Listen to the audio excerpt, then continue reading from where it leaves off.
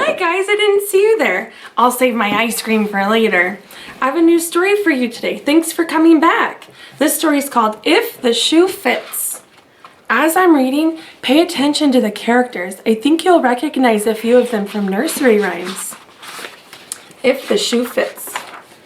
There was an old woman who lived in a shoe. She had so many children she didn't know what to do. She gave them some broth without any bread, then took them to live in a new home instead. She left the old shoe to reside in a hat, which she shortly discovered they shared with a cat. The cat played a fiddle from morning to night, and then danced with a spoon till they all fled in fright. The woman then moved to a warm woolen coat, but all of that lint sorely tickled her throat. When little Jack Horner stopped in for some pie, she decided to give a New Haven a try. She huddled her children inside a green sock, which someone had thoughtfully hung from a clock. But a hickory-dickory mouse scurried through, and she fled with her broth and her family too. The clock just struck 1 as they jumped in a tub, but 3 men were sitting there, rub-a-dub-dub.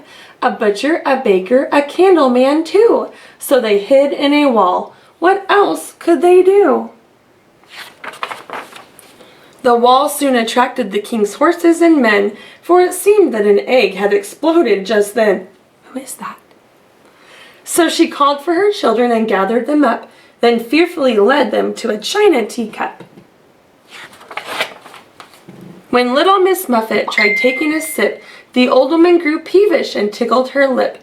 The girl dropped the teacup and ran for the door, when the mother transported her children once more.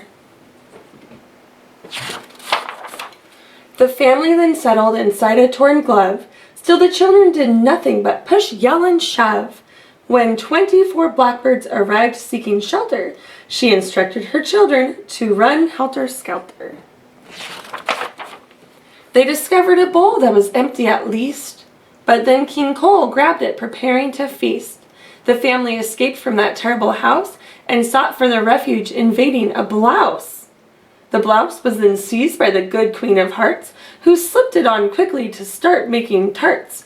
So the family slid down the seam of her sleeve and into a jar, but would you believe? The glass jar belonged to Old Mother Hubbard, who immediately snatched it to put in her cupboard. But the woman and children did manage to rock it. The jar overturned and they fell in a pocket. The pocket was part of a red satin vest, which the Grand Duke of York wore while puffing his chest. We know them from our music class. He puffed it so full they were squeezed from his suit and landed one by one in his black leather boot.